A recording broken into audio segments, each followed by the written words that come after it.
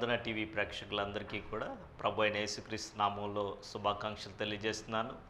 ప్రభు మరొక మారు మీ అందరి ముందు ఈ రీతిగా దేవుని వాక్యం అందించడానికి నాకు అనుగ్రహించిన కృపను బట్టి, సామర్థ్యాన్ని బట్టి ప్రభువుకి ఎంతగానో వందనాలు తెలియజేస్తున్నాను. ప్రియులరా, మీరు అందరూ చేస్తున్న ప్రార్థనలు బట్టి, మేము ప్రకటిస్తున్న సందేశాల ద్వారా మరి దీవించబడుతున్నారని మేము విశ్వసిస్తున్నాం, నమ్ముతున్నాం. మరి కొంతమంది ఫోన్ చేసి చెప్తున్నారు, అది మాకు చాలా ప్రోత్సాహంగా ఉంది. దాన్ని బట్టి మీ అందరికీ ప్రత్యేకంగా వందనాలు తెలియజేస్తున్నాను. మరి గత వారం మనం ప్రత్యేకంగా దర్శనం అనే విషయం గురించి మాట్లాడుకున్నాం. దర్శనం 3 విధాలుగా ఉంటుందని, ప్రియులారా, మరి దర్శనం కలిగిన ప్రజలు ఉన్నారని, దర్శనం లేని ప్రజలు ఉన్నారని, కొంతవరకు దర్శనాన్ని కొనసాగించి మధ్యలో విడిచిపెట్టిన వారని అనేకమైన విషయాలు మనం మాట్లాడుకున్నాం. మరి ప్రభువు ఆ యొక్క అంశం ద్వారా గత వారం మనందరినీ ముచ్చటించారు. మరి ఈ దినం ప్రత్యేకంగా పరిశుద్ధాత్మ దేవుడు మాట్లాడాలని అనుకుంటున్న అంశం ఏంటంటే స్వస్థత అనే అంశం మీద మనం మాట్లాడబోతున్నాం. ప్రియులారా, యెషయా గ్రంథం 53వ అధ్యాయం 4-5 వచనాలు, ఒకవేళ మీ దగ్గర బైబిల్స్ ఉంటే ఒకవేళ తెరిచి చదివినట్లయితే ఈ రీతిగా ఆ 5వ వచనంలో చివరిలో ఇలాగ రాయబడి ఉంది: అతడు పొందిన దెబ్బల చేత మనకు స్వస్థత కలుగుచున్నది అని రాయబడి ఉన్నది. ప్రియులారా, by his stripes we are healed అనే అంశం అక్కడ అనే వాక్యం రాయబడి ఉన్నది. ప్రియులారా, యేసయ్య పొందిన దెబ్బల ద్వారా మన అందరికీ కూడా ప్రభు స్వస్థత అనుగ్రహించినట్లుగా యెషయా భక్తుడు చాలా చక్కగా రాస్తున్నాడు. నిజానికి ఈ యెషయా 4 రాజుల కాలంలో పనిచేసిన వాడు. ప్రియులారా, ఆహాజు లేదా యోతాము, ఈ యొక్క హిజ్కియా, ఈ యొక్క యోధ, ఇలా అందరూ 4 రాజుల్లో కూడా ఇతడు పనిచేసి ఉన్నాడు. వాళ్ళ మధ్య ఆ కాలంలో జీవించిన వాడు. అయితే ఇతడు నిజానికి మంచి మాటలు పరిశుద్ధాత్మ ప్రేరణ ద్వారా రాస్తూ ఉన్నాడు. ఈ యెషయా గ్రంథానికి ఒక చిన్న ప్రాముఖ్యత ఉంది. ఏంటంటే బైబిల్ గ్రంథంలో మనం చూసినట్లయితే 66 పుస్తకాలు మనకు కనబడతాయి. అదే రీతిగా యెషయా గ్రంథంలో ఉన్న అతి ప్రాముఖ్యమైన సంగతి ఏంటంటే దీనికి కూడా కేవలం 66 అధ్యాయాలు ఉన్నట్లుగా మనం చూస్తున్నాం. ప్రియులారా, అందుకే కొంతమంది దీన్ని ఏమంటారంటే మినీ బైబిల్ అంటారు. అంటే పెద్ద బైబిల్లో 66 గ్రంథాలు ఉన్నాయి కనుక బైబిల్ అని, మినీ బైబిల్ మరి యొక్క ప్రత్యేకంగా యెషయా గ్రంథంలో 66 అధ్యాయాలు ఉన్నాయి కనుక దీన్ని మినీ బైబిల్ అని పిలుస్తారు. అయితే భక్తుడు, మరి యొక్క యెషయా భక్తుడు రంపముల చేత కోయబడ్డారని కొంతమంది బైబిల్ పండితులు ప్రస్తావిస్తూ ఉంటారు. సరే, ఏదేమైనప్పటికీ కూడా ఈ భక్తుడి ద్వారా దేవుడు ఈ యొక్క సమయంలో మనతో మాట్లాడుతున్న అంశం ఏంటో తెలుసా? యెషయా గ్రంథం 53వ అధ్యాయం 5వ వచనం రాయబడిన మాట: అతడు పొందిన దెబ్బల చేత మనకి స్వస్థత కలుగుచున్నది. ప్రియులారా, హీలింగ్ అనే మాట అక్కడ వాడినట్లుగా మనం చూస్తున్నాం. ప్రియులారా, మీరు చూడండి, by his stripes we are healed. అసలు ఈ హీలింగ్ అనే పదం ఎక్కడి నుంచి వచ్చింది అనే విషయం గురించి మనం ఆలోచిస్తే కనుక యేసు ప్రభు వారు నిజానికి మరి అనేకసార్లు క్రొత్త నిబంధనలో ప్రస్తావించారు మరి యొక్క హీలింగ్ విషయమై. పాత నిబంధనలో మనం చూసినట్లయితే నిర్గమాకాండం 15వ అధ్యాయం 26వ వచనంలో ఇలా రాయబడింది. ప్రియులారా, I am the Lord who healeth thee, అంటే I am the one who heals you, నిన్ను స్వస్థపరచు యెహోవాను నేనే అన్నట్లుగా అక్కడ మోషే భక్తుడి ద్వారా దేవుడు రాయించి ఉన్నాడు. ప్రియులారా, అక్కడ వాడిన హీబ్రూ పదం ఏంటంటే రాఫా అనే పదం వాడబడింది. ఏంటి రాఫా? మన దేవుడు యెహోవా రాఫా అంటే అర్థం ఏంటో తెలుసా?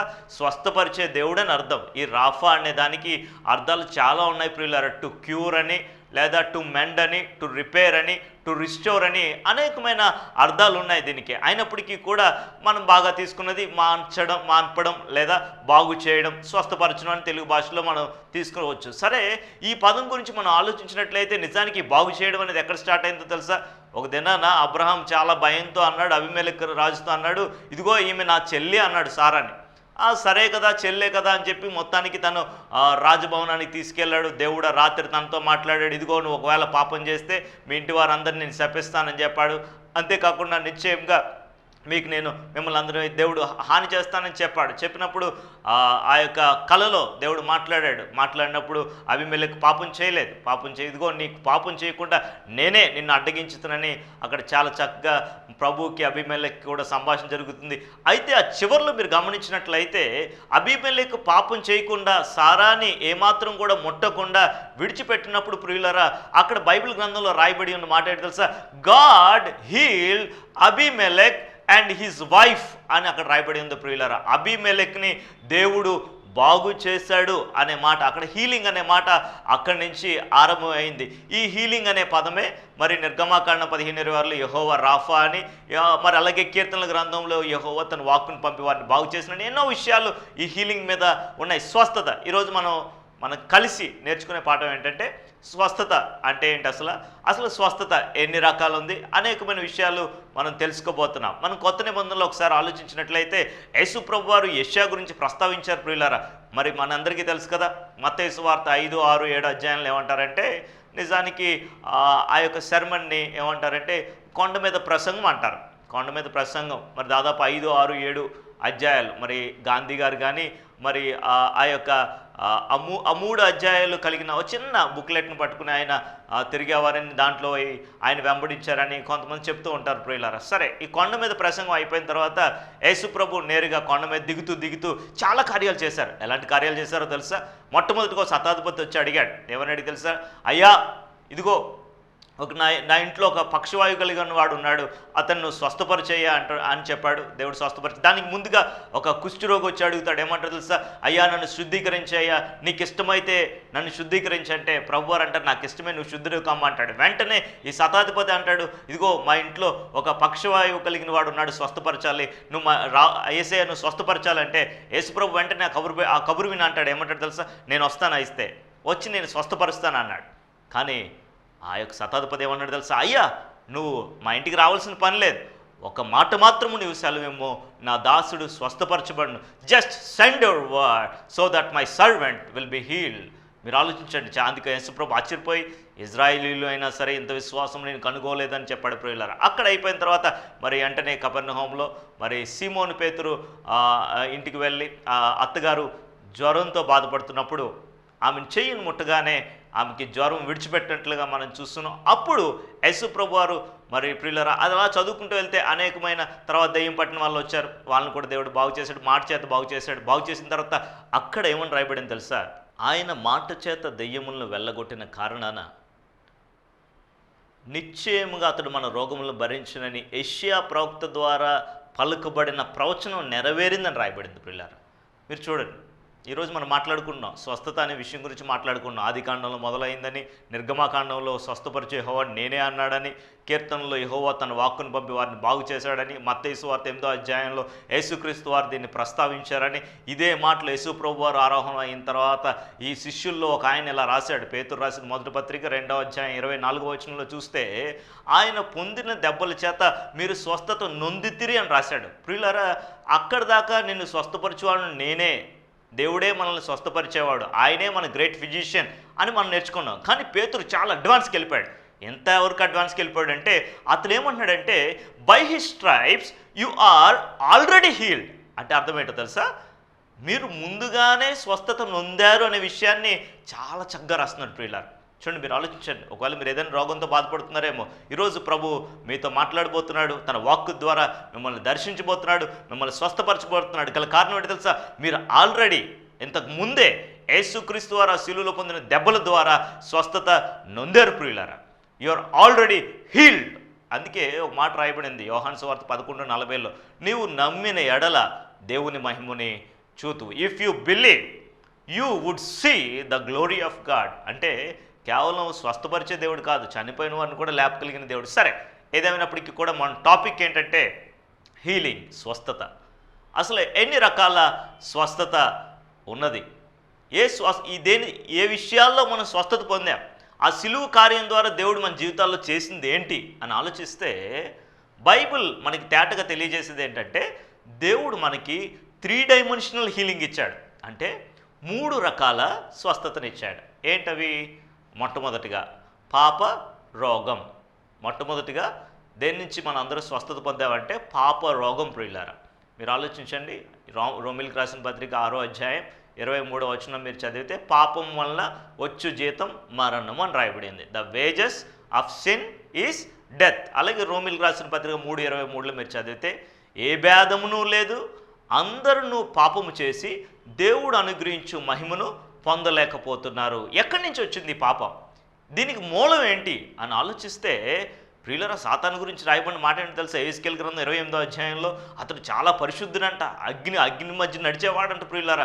కానీ ఎప్పుడైతే తనకన్నా దేవుని సింహాసనం కన్నా తను హెచ్చించుకోవాలని అనుకున్నాడో అప్పుడు తనలో గర్వం స్టార్ట్ అయింది. అక్కడ మూలం అయింది పాపం. అయితే ఆ తర్వాత తన కుయుక్తి వల్ల మరి అవ్వ మోసపోయినట్లుగా, ఆదాము చూపించిన అవిధేయత వల్ల ప్రియులారా ఆ పాపం మన అందరి మీద కూడా సంక్రమించినట్లుగా మనం చూస్తూ ఉన్నాం ప్రియులారా. అసలు పాపం అంటే అగ్నతిక్రమమే పాపం. అసలు పాపం కింద దేవుడు ప్రస్తావించింది ఏంటి? దేవుడు చెప్పాడు, ఈ తోటలో ఏ పండైనా నువ్వు తినొచ్చు, కానీ నేను చెప్పాను కదా పలానా మంచి చెడ్డ తెలివినిచ్చి పట్ల ఆ ఫలం ఉంది కదా, దాన్ని బట్టి ముట్టుకోవద్దు అన్నాడు. వాళ్ళు ఆజ్ఞ పాటించలేదు కనుక ప్రియులారా వారు పాపులు అయిపోయారు. మూలం ఏంటంటే ఆదాము చేసిన అవిధేయత. అందుకే రోమీయులకు రాసిన పత్రిక 5వ అధ్యాయం 19వ వచనం చదివితే, by one man's obedience many became obedient, by one man's disobedience many became disobedient. ఒక్క మనుష్యుని అవిధేయత వల్ల అనేకులు అవిధేయులైపోయారంట. ఏంటి అవిధేయత? ఎవరు చేశారు అవిధేయత?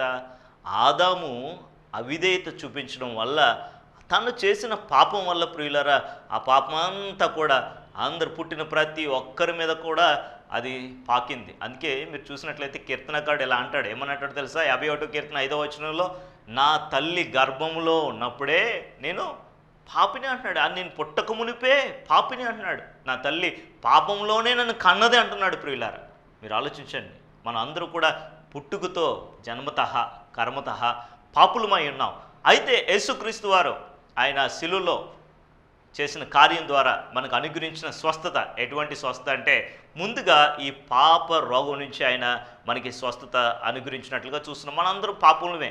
చాలామంది అంటారు ఏంటి తెలుసా, సాధారణంగా ఒక యువకుడు ఈ రీతిగా ప్రసంగిస్తున్నాడు. ఏమని ప్రసంగిస్తున్నాడంటే, అందరూ కూడా పాపులై ఉన్నారని చెప్పి చాలామంది ఆ బరువు చేత ఉన్నారని, ఆ బరువు నుంచి చాలామంది విడిపించుకోలేకపోతున్నారని ప్రసంగిస్తుంటే ఒక ఆయన చాలా వేళకోళంగా అన్నాడు. ఏమన్నాడు తెలుసా?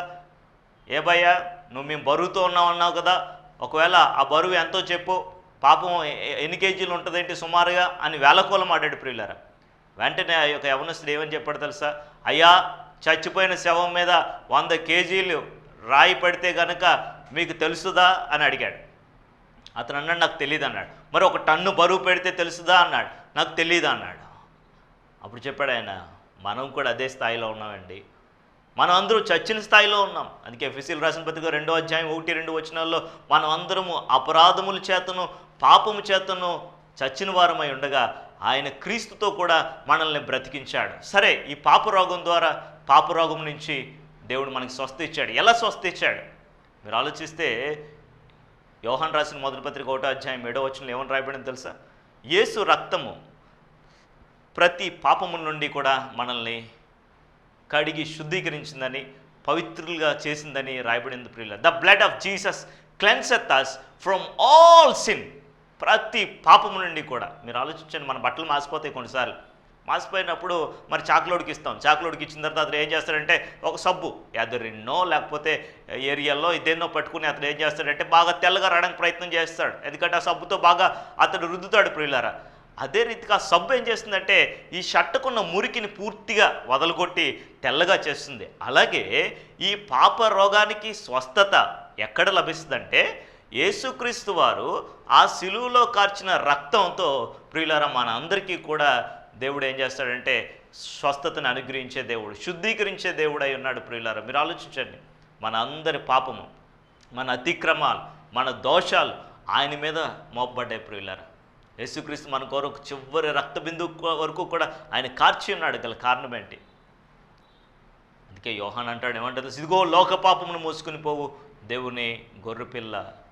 మనందరి పాపాలు కూడా ఆయన మీద వేసుకుని మన కోసం ఆయన మరణించి ఉన్నారు ప్రియులారా. దేవుడు మనల్ని మొట్టమొదటిగా దేని నుంచి స్వస్థ అనుగ్రహించాడో తెలుసా?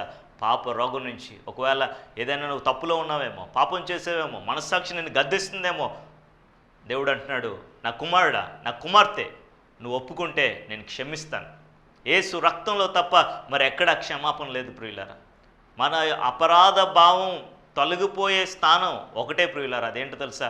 యేసయ్యా, నేను తప్పు చేశానయ్యా, క్షమించయ్యా, నీ రక్తంతో నన్ను కడుగయ్యా, శుద్ధీకరించయ్యా అన్న మరుక్షణాన నువ్వు గొప్ప విడుదల పొందుతావు. ఆ రోగం నుంచి, ఆ పాప రోగం నుంచి స్వస్థత పొందుకుంటావు. లేకపోతే నీ ముఖం అంతా వికారంగా ఉంటుంది, అపరాధ భావంతో అలాగా నలిగిపోతూ ఉంటావు. కానీ నీకు అది హీల్ అయ్యే ఏరియా ఏదైనా ఉందంటే యేసు రక్తం. Number 1, God has healed us from the disease of sin. పాప రోగం నుంచి యేసయ్య మనల్ని స్వస్థపరిచారు. రెండవదిగా మనం వెళ్ళినట్లయితే ప్రియులారా, మెంటల్ సిన్స్, మానసిక రోగం. యేసుప్రభు వారు మాట్లాడుతూ ఇలా అన్నారు, ఒక స్త్రీని మోహపు చూపుతో చూచువాడు అప్పుడే తన హృదయమందు ఆమెను వ్యభిచరించాడనే సంగతి మరి యేసుప్రభు వారు రాశారు. జస్ట్ ఏ లస్ట్ఫుల్ లుక్, ఒక చిన్న వ్యభిచారపు చూపు చూసినట్లయితే కనుక యేసుప్రభు వారు అంటున్నారు అది ఆల్రెడీ కమిట్ చేశాడంట, ఆ వ్యభిచారాన్ని తన గుండెల్లో చేసేసాడని యేసుప్రభు వారు చెప్పారు. ప్రియులారా చూడండి, మీరు ఆలోచించండి, ఈ రోజుల్లో యువత చాలా తప్పుత్రోవ పడుతుంది ప్రియులారా. పోర్నోగ్రఫీ మీరు గమనించినట్లయితే ఒక వీడియో వెంబడి ఒక వీడియో అశ్లీలతతో పడిపోయి ఉన్నారు వాళ్ళందరూ కూడా. వాళ్ళకి ప్రియులారా పైకి పనిచేస్తారు కానీ వారి మనసంతా కూడా బరువుతో నింపబడి ఉంటుంది ప్రియులారా. గల కారణం ఏంటి తెలుసా? వాళ్ళు చేస్తున్న పాపం ఏంటి తెలుసా? Mental sin. రెండవది ప్రభు మాట్లాడుతున్నాడు దినం మనందరినీ కూడా యేసుప్రభు వారు విడుదల చేయడానికి వచ్చిన అంశం, మరొక అంశం ఏంటి తెలుసా? స్వస్థపరచాలని ఆయన స్వస్థపరిచింది మానసిక రోగాల నుంచి ఆయన స్వస్థపరిచి ఉన్నాడు ప్రియులారా. చూడండి, మీరు ఆలోచించండి ఏంటి తెలుసా? చాలామంది ఈ బరువుతో నింపబడి ఉంటారు. ఒక దినాన ఒక పిల్లి మరి పాలు తాగడానికి వెళ్ళిందంట ప్రియులారా. రాత్రిపూట ఎవరు లేరు, లేకపోతే వంటగదిలో బాగా శబ్దం అవుతుంది. శబ్దం అయితే పాలు అనుకుని ఏం చేసిందంటే చిన్న గిన్నెలో తను తలపెట్టింది.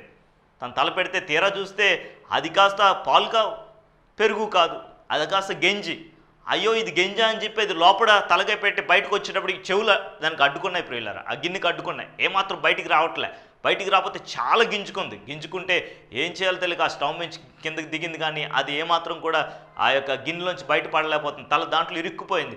ఈ మూల నుంచి ఆ మూలకు వెళ్తూ ఈ గోడను గుద్దుకుంటూ ఆ గోడను గుద్దుకుంటే ఆ ఇంట్లో వాళ్ళందరూ లేచి చాలా ఎక్కువగా నవ్వారు ప్రియులారా. ఎందుకో తెలుసా? ఇది ఎటు వెళ్తుందో తెలియట్లేదు, అసలు దీనికి త్రోవ ఎక్కడో తెలియదు. గల కారణం ఆ గిన్నె ఏం చేసిందంటే ఆ యొక్క తలని ఇరికించింది ప్రియులారా. మీరు ఆలోచించండి, మొత్తానికి వీళ్ళే ఆ తలుపులు కట్టి తీసి దాన్ని ఏదో రీతిగా బయటకు పంపించారు. ఈ రోజుల్లో ప్రపంచం కూడా మనస్సులో కలిగిన పాపాల వల్ల వాళ్ళు అనేక రకాలుగా ఎటు వెళ్తున్నారో తెలియట్లేదు ప్రియులారా. అసలు పాపం అంటే ఏంటి తెలుసా?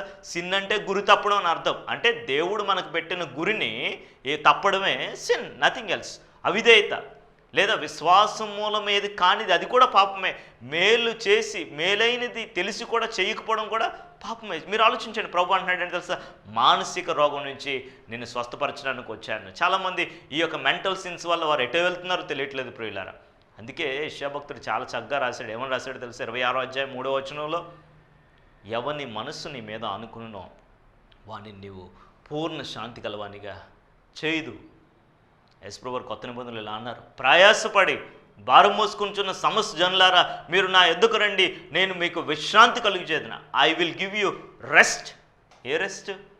మీరు ఆలోచిస్తే ఈ మెంటల్ సిన్ని దేవుడు హీల్ చేసే దేవుడై ఉన్నాడు ప్రియులారా. ఆ మానసిక రోగాన్ని కూడా ఆయన స్వస్థపరిచే దేవుడై ఉన్నాడు. ఈరోజు మనం మాట్లాడుకుంటున్నాం ప్రభువారు 3 dimensional healing. Number 1, sin disease నుంచి ఆయన పాప రోగం నుంచి విడుదల చేయడానికి వచ్చారు. రెండవది ఏంటి తెలుసా? మెంటల్ డిసీజ్, ఆ మానసిక రోగం, ఆ యొక్క తప్పు తలంపులు, ఆ చెడు తలంపులు అన్నీ కూడా యేసుక్రీస్తు వారు ముళ్ళ కిరీటం ధరించారు. గల కారణం ఏంటి తెలుసా?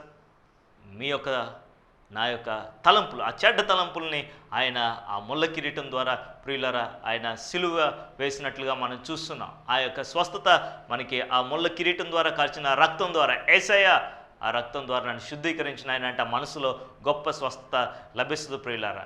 ఆలోచించండి, మానసిక రోగం నుంచి యేసు ప్రభు వారు మనల్ని స్వస్థపరచడానికి వచ్చారు ఆయన. మూడవదిగా మీరు ఆలోచిస్తే ఫిజికల్ హీలింగ్. మనం మాట్లాడుకున్నాం కదా 8వ అధ్యాయంలో యేసు ప్రభు వారు అనేకమైన స్వస్థతలు చేశారని. మూడవదిగా యేసు ప్రభు వారు వచ్చిన కారణం ఏంటంటే he has come to heal you physically. దేవుడి దగ్గర స్వస్థత ఉంది. అది పాత నిబంధనలో ఆరంభమైంది, యెహోవా రాఫా అని ఆరంభమైంది ప్రియులారా. అంటే భౌతికంగా కూడా మనల్ని స్వస్థపరచగలిగిన దేవుడు ఆయన. మీరు ఆలోచించండి, ఎలాంటి రోగమునైనా సరే, అది క్యాన్సర్ అయినా, హెచ్ఐవి అయినా, టీబీ అయినా, షుగర్ అయినా, నీకు ఎప్పుడు వచ్చే దీర్ఘకాలపు హెడేక్ అయినప్పటికీ కూడా దేవుడు ఏంటో తెలుసా? స్వస్థపరచగలిగిన దేవుడు. దేవునికి అసాధ్యమైంది ఏదీ లేదు ప్రియులారా. నమ్ముట నీ వల్ల అయితే నమ్మువానికి సమస్తము సాధ్యం. నువ్వు చూస్తుండగానే దేవుడు నిన్ను స్వస్థపరచగలడు. ఈ వాక్యం వింటుండగానే దేవుడు నిన్ను స్వస్థపరచగలడు. నీకు ఇప్పుడే రిలాక్సేషన్ దయచేయగలిగిన నా దేవుడు, అలాంటి దేవుడు నా దేవుడు. మీరు ఆలోచించండి, ఫిజికల్ హీలింగ్ దయచేయగలిగిన దేవుడు. ఒకసారి ఈ యొక్క వీడియో క్లిప్ చూద్దాం మనం. Precious little girl has arthritis, people. Can we believe for her, please? Will you ask the Lord to heal you, sweetheart? Go ahead. Jesus, will you heal me?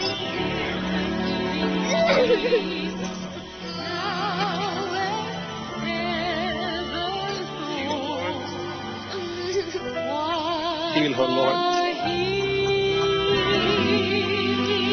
Heal her like you healed little Timmy in California, Lord. Heal her.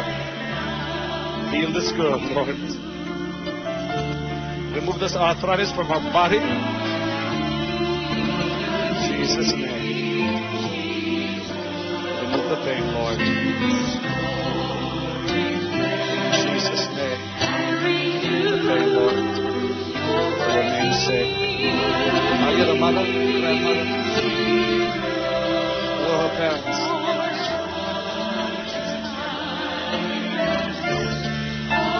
Can you bring her back tonight? Please. You know what? I have a feeling that God's going to heal you tonight, sweetheart. Are you coming tonight? I think it's going to happen tonight. She says, I hope so. I hope so.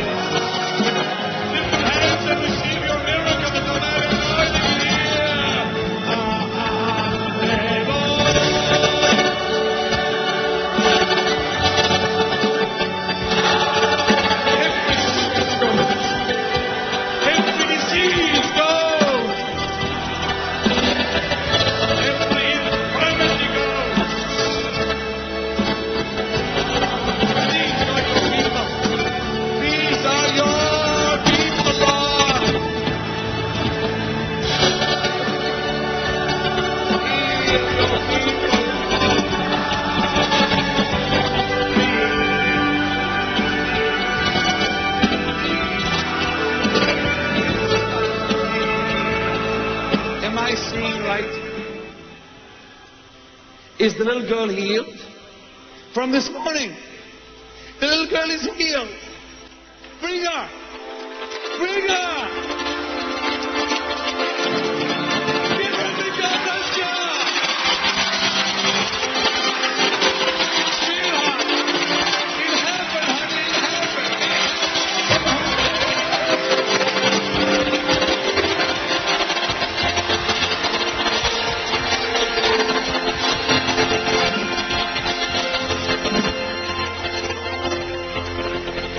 Is there any pain, honey?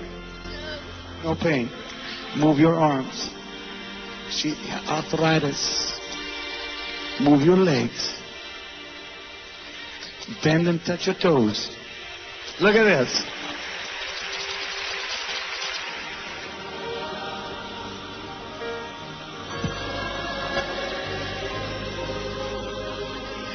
Ladies and gentlemen, this is why I do what I do. If this healing was the only healing of this crusade, it would have been a success. చూశారు కదా మీరందరూ కూడా. ఈ video క్లిప్లో ఆ అమ్మాయి అసలు నడవలేకపోతుంది, కానీ ఆ దైవజనుడు చాలా భారంతో ప్రార్థన చేస్తున్నాడు. ఏడుస్తుంది, వాళ్ళ అమ్మగారు ఏడుస్తున్నారు, పాప ఏడుస్తుంది. అయ్యో నా పాప చిన్నప్పుడే వికలాంగురాలు అయిపోయిందే ఎలాగాని. అయితే ఈ యొక్క భక్తుడు ప్రార్థన చేశారు, బెన్నీహీన్ అనే భక్తుడు ప్రార్థన చేసినప్పుడు ప్రియులారా, దేవుడు ఆమెని స్టేజ్ మీద అంతమంది ఉంటుండగా, అందరూ చూస్తుండగా ప్రియులారా దేవుడు స్వస్థపరిచాడు. ఈ వీడియో చూసిన తర్వాత అయినా మన దేవుడికి ఏదైనా అసాధ్యం కలదంటారా? ఆలోచించండి ప్రియులారా. మూడవదిగా యేసుప్రభు వారు మన లోకంలోనికి వచ్చిన కారణం స్వస్థపరచడానికి వచ్చారు. దేని నుంచి తెలుసా? భౌతికంగా కూడా మనల్ని స్వస్థపరచడానికి దేవుడు వచ్చారు. నేను ఒకప్పుడు చాలా వెన్నునొప్పితో బాధపడేవాడిని. డాక్టర్ దగ్గరికి వెళ్తే వాళ్ళు ఏమని చెప్పారు తెలుసా? స్పాండిలైటిస్ ప్రాబ్లం వచ్చిందని చెప్పారు. వెనకాల వెన్నుముక అడుగు భాగాన్ని కొద్దిగా అరిగిపోయిందని చెప్పారు నాకు. చెప్తే ఆ డాక్టర్స్ రిపోర్ట్ తీసుకుని నేనేమి ఎక్కడికి వెళ్లకుండా నేను ప్రార్థన చేశాను. ప్రభువా నీవే నన్ను స్వస్థపరచాలి ప్రభా అని ప్రార్థన చేశాను. ఒక 6 నెలలు పోయింది. 6 నెలలు పోయిన తర్వాత మళ్ళీ రిపోర్ట్ తీయించుకున్నాను. ఏ డాక్టర్ అయితే నాకు వెన్నపూస అరిగిపోయిందని చెప్పారో అదే డాక్టర్ ఎలాగ ఇది అతుక్కుందో నాకు తెలియదమ్మా అన్నారు. హల్లెలూయా. గల కారణం ఏంటో తెలుసా? Hour God is a healing God. ఆయన హీల్ చేయగలిగిన దేవుడు, మళ్ళీ బాగు చేయగలిగిన దేవుడు, స్వస్థపరచగలిగిన దేవుడు. ఎన్నో సాక్ష్యాలు చెప్పగలను. సంఘంలో ఎవరిని కదిపినా సాక్ష్యం చెప్పగలరు. ఒక దినాన ఒక హాస్పిటల్ వారు పంపించారు ప్రియులారా, 7 రోజులు ఏం బతుకుద్దని చెప్పారు. క్యాన్సర్ ఆమెకి, ముస్లిం. ఎవరు చెప్పారంట, పలానా పాస్టర్ గారు ఉన్నారు ప్రార్థన చేస్తారంటే ఒక ఆయన వచ్చి తీసుకెళ్ళాడు. వెళ్ళి ప్రార్థన చేసి వచ్చాం. ప్రభు కృపను బట్టి ప్రార్థించిన వెంటనే ఆమె స్వస్థత పొందింది. మరుసటి దినం నుంచి ఆమె పనులు ఆమె చేసుకోవడం మొదలుపెట్టింది. ఇప్పటికీ 4 సంవత్సరాలు అయింది. ఆమె సజీవురాలుగా ఉంది ప్రియులారా. ఏ డాక్టర్లు అయితే 1 వారం కన్నా ఎక్కువ బతుకుదని చెప్పారో, యేసు ప్రభు ఇప్పటికీ ఆమెను బతికించాడు ఆయన. మీరు ఆలోచించండి, మన దేవుడు భౌతికమైన రోగం నుంచి కూడా స్వస్థపరిచిన దేవుడు ఆయన. ఫిజికల్ హీలింగ్ను కూడా ఆయన దయచేసే దేవుడు ప్రియులారా. అందుకే చాలా చక్కగా రాస్తున్నాడు. పేతురు అంటున్నాడు కదా, మీరు ఆల్రెడీ స్వస్థ పొందారు, మీరు విశ్వసించాలే తప్ప ఆ శారీరక రోగం ఎంతో కాదు. మీరు ఆలోచించండి, మనకి ఏదైనా పెద్ద సమస్యగా కనపడవచ్చు, but for God nothing matters. దేవుడికి క్షణకాలంలో చేయగలిగిన దేవుడు. నువ్వు పడుకుంటే ప్రొద్దుట లేచేటప్పటికి నిన్ను బాగు చేయగలిగిన దేవుడు ఆయన. ఆలోచించండి, విశ్వాసం ఉందా? విశ్వసిస్తున్నావా ప్రభుని? దేవుడు నన్ను ఈ అన్నిటి నుంచి స్వస్థపరచగలడని అనుకుంటున్నావా? కొత్త నిబంధనలు మీరు ఆలోచిస్తే యేసు ప్రభు వారి దగ్గరికి ఎవరు వచ్చినప్పటికి కూడా ప్రతి ఒక్కరూ స్వస్థత పొందుకుని వెళ్ళారు. హల్లెలూయా. మార్కు సువార్త 6వ అధ్యాయంలో మనం చూస్తాం. ఏమని చూస్తాం తెలుసా? అక్కడ వారి అవిశ్వాసాన్ని బట్టి ఆయన అద్భుతాలు చేయలేదు. ఒకవేళ అద్భుతాలు జరగట్లేదు అంటే దానికి గల కారణం ఏంటో తెలుసా? నీలో నాలో ఉన్న అవిశ్వాసమే. అన్బిలీఫ్ ఏం చేస్తుందంటే ఆ స్వస్థత రాకుండా చేస్తుంది ప్రియులారా. మన ప్రేయర్ వెళ్తుంది కానీ అది అడ్డుగోడలాగా ఆగిపోతుంది. గల కారణం ఏంటో తెలుసా? అన్బిలీఫ్. ఈ యొక్క 3వదిగా ప్రభువారు మనల్ని ఈ యొక్క స్వస్థపరిచారు. దేని నుంచో తెలుసా? శారీరక రోగాల నుంచి స్వస్థపరిచిన దేవుడు ఆయన. Today we are talking about healing. దేవుడు 3 రకాల హీలింగ్స్ మనకు అనుగ్రహించాడు. నెంబర్ 1 ఆ పాప రోగం నుంచి, 2వది మానసిక రోగం నుంచి, 3వది శారీరక రోగం నుంచి మన దేవుడు స్వస్థపరచగలిగిన దేవుడు. అయితే చాలామంది పొందుకోకపోవడం గల కారణం తెలుసా? ఒప్పుకోని పాపమే, వారి అవిశ్వాసమే. అందుకే అతిక్రమములు దాచిపెట్టువాడు వర్ధిల్లడు కానీ వాటిని ఒప్పుకుని విడిచిపెట్టువాడు కనికరం పొందుతాడని రాయబడింది ప్రియులారా. మనం ఒప్పుకుని, ప్రభా ఇప్పుడు దాకా నేను ఒప్పుకోలేదు ప్రభా, ఇప్పుడు ఒప్పుకుంటాను ప్రభా, నన్ను క్షమించు ప్రభా అని నువ్వని యేసుని ఆశ్రయిస్తే దేవుడు నీకు గొప్ప స్వస్థను ఇస్తాడు, గొప్ప విడుదలను దేవుడు ఇస్తాడు. దేవుడు నిన్ను ఆశీర్వదించును గాక. ఆమేన్. కళ్ళు మూసుకుందాం, ప్రార్థన చేసుకుందాం. నాతో పాటు మీరందరూ కూడా కళ్ళు మూసుకున్నట్లయితే ప్రార్థన చేద్దాం.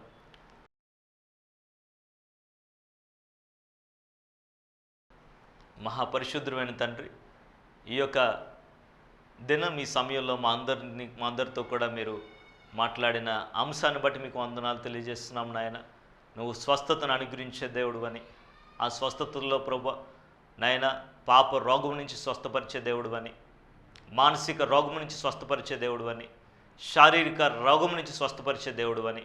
అయితే మాలో ఉన్న నాయన అవిశ్వాసం, మేము ఒప్పుకొని పాపం బట్టి మేమేమీ పొందుకోలేకపోతున్నామని, అయితే నాయన నీ రక్తంలో కడుగు ప్రభా అన్నప్పుడు నాయన మేము స్వస్థ పొందుకుంటామని, నీ దెబ్బల్లో మేము నాయన నువ్వు పొందిన దెబ్బల చేత మేము స్వస్థపరచబడతామని అనేకమైన విషయాలు మీరు మాకు తెలియజేసిన విధానం బట్టి మీకు వందనాలు తెలియజేస్తున్నాను. ప్రభువా, నీ బిడ్డల గురించి ప్రార్థిస్తున్నాను నాయన. ఈ దినం ప్రవచనాత్మకంగా పలికిన ఈ సందేశం నీ బిడ్డల జీవితాల్లో నూరంతులుగా ఫలించడానికి సహాయం చేయండి. ఎవరైతే అనారోగ్యంతో బాధపడుతున్నారో ప్రభా, ఎటువంటి రోగమైనప్పటికీ కూడా యేసు నామములో మీరు స్వస్థపరచమని ప్రార్థన చేస్తున్నాను నాయన. Let your healing power flow in the name of Jesus Christ. యేసు నామములో ప్రభా నీ శక్తి చేత బిడ్డలు మీరు ఆవరించమని ప్రార్థన చేస్తున్నాను నాయన. ఆ యొక్క గడ్డలు యేసు నామములో కరిగిపోనుగా కానీ ప్రార్థన చేస్తున్నాను నాయన. ఆ యొక్క తలనొప్పి ప్రభా యేసు నామములో వారిని విడిచిపెట్టి పౌనుగా కానీ గద్దిస్తున్నాను తండ్రి, నీకు వందనాలు నాయన. ఆ చర్మ వ్యాధులు యేసు నామములో వారిని విడిచిపెట్టి పౌనుగా కానీ ప్రార్థన చేస్తున్నాను నాయన. దైవ శక్తి వారి మీద విడుదలవునుగా నాయన, నీకు వందనాలు. ఎవరైతే సరిగ్గా నడవలేకపోతున్నారో ప్రభా యేసు నామములో వారు నడుచుదురుగాక నాయన, నీకు వందనాలు. ఎవరైతే వినలేకపోతున్నారో ప్రభా యేసు నామములో వారు విందురుగాక నాయన, నీకు వందనాలు. ఎవరైతే స్పష్టంగా చూడలేకపోతున్నారో ప్రభా యేసు నామములోనైనా వారు స్పష్టంగా చూచుదురుగాక అని పలుకుతున్నాను ఆయన, నీకు వందనాలు. అభిషేకం ప్రతి కాడిని విరగొట్టిన కనుక నాయన యేసునామంలో నీ బిడ్డలను స్వస్థపరచండి నాయన. నీకు సాక్షులుగా మీరు నిలబెట్టుకోమని ప్రార్థన చేస్తున్నాను నాయన. మెంటల్ సిన్స్ ఎవరైతే ఉన్నారో ప్రభా, యవనస్తులు మీరు స్వస్థపరచండి నాయన. వారిని హీల్ చేయండి నాయన. శాంతి వారి మనసుల్లో మీరు నెలకొల్పమని ప్రార్థన చేస్తున్నాను నాయన. ఇంకనూ ప్రభా అనేకమైన మాటలు వింటూ ప్రభా, అనేకమైన ప్రభా నాయన అనేక సార్లు ప్రసంగాలు వింటూ ప్రభా, ఇంకా పాపరోగంతో ఉన్న వారిని కూడా మీరు ఈ దినం స్వస్థపరుస్తున్నందుకు మీకు వందనాలు తెలియజేస్తున్నాను. పరిశుద్ధాత్మ దేవుడా, నీ శక్తిని రుజువు చేసుకోండి నాయన. మరొక మారు నీ ఉనికిని మీరు చాటుకోండి తండ్రి. నీకు వందనాలు, స్తోత్రాలు. చూస్తున్న ప్రతి బిడ్డను ఆశీర్వదించండి, వారి కుటుంబాలను దీవించండి ఆయన. ఎవరికైతే గర్భఫలం లేదో ప్రభా, యేసునామములో వారి గర్భాలు మీరు తెరవమని ప్రార్థన చేస్తున్నాను నాయన. చక్కటి బిడ్డలు మీరు అనుగ్రహించండి నాయన, సహాయం చేయండి. కొంతమంది కవలలు మీరు అనుగ్రహించమని ప్రార్థన చేస్తున్నాను నాయన. ఎవరైతే ఆర్థిక సమస్యల్లో ఉన్నారో ప్రభా, వారిని ఆయన ప్రతి అప్పు నుంచి మీరు విడుదల చేయమని ప్రార్థన చేస్తున్నాను నాయన. ఎలియాను పోషించిన దేవ, అనేక జన్మలకు అప్పిచ్చిద్రని సెలవిచ్చిన దేవ, మీరు తలగా ఉంటారు పైవారుగా ఉంటారని సెలవిచ్చిన దేవ, వారి ప్రతి డెట్ నుంచి కూడా మీరు విడుదల చేయండి ఆయన. అప్పుల నుంచి విడుదల చేయమని ప్రార్థిస్తున్నాను. పరిచర్యలో ప్రభా ఎవరు అభివృద్ధిని కోరుకుంటున్నారో ప్రభా, వారికి మీ సన్నిధి తోడుగా ఉంచి మీరు మార్కు సువార్త 16వ అధ్యాయం చివరి వచనంలో రాశారు నాయన. అపోస్తులతో మీరుండి నాయన ప్రభా ఆ యొక్క పరిచర్యను వృద్ధి చేసినట్లుగా రాయబడింది. అలాగే మీరు వృద్ధి చేయమని ప్రార్థన చేస్తున్నాను నాయన. సహాయం చేయండి. ఎవరైతే నీకు నమ్మకంగా ఉన్నారో వారిని మెండైన దీవులతో మీరు తృప్తిపరచమని, మహిం పొందుకోమని. అలాగే నాయన టీవీ పరిచర్య నిమిత్తం నాయన బిడ్డలందరూ ప్రార్థించే కృప, స్ఫూర్తి, ప్రేరణ మీరు కలుగు చేయమని, మహిం పొందుకోమని, సకల మహిమ గంట ప్రభావాలు మీకే ఆరోపిస్తూ యేసునామములో మనవులు అడిగి వేడుకుంటున్నాను తండ్రి, ఆమేన్. యేసు రక్తమే జయం, శిలువ రక్తమే జయం. ప్రభు యేసునామంకి సంపూర్ణ విజయం కలుగును గాక. అపవాది క్రియలకు అనంత నాశనం కలుగును గాక. May God bless you all. God bless you. ఉపవాస ప్రార్థనలు తేదీలు అక్టోబర్ 27, 28, 29 అనగా గురు, శుక్ర, శనివారాలలో. సమయం ఉదయం 11 గంటల నుండి మధ్యాహ్నం 2 గంటల వరకు. స్థలం క్రైస్ట్ చర్చ్, సీతంపేట, విశాఖపట్నం. రండి, దీవించబడండి. మీరు మాతో కలిసి ప్రభువుని స్తుతించాలనుకుంటే మా తెలుగు ఆరాధన ప్రతి ఆదివారం ఉదయం 9:30 గంటల నుండి మధ్యాహ్నం 12 గంటల వరకు. అలాగే మా ఇంగ్లీష్ ఆరాధన సాయంత్రం 6:30 గంటల నుండి 8 గంటల వరకు.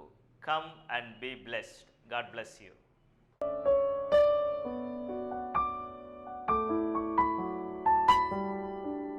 మా చిరునామా pastor Srikanth, Christ church, door number 50-77-11, Seethampeta, Visakhapatnam. మా ఫోన్ నెంబర్లు 8790507377. మరొక నెంబరు 72077765667.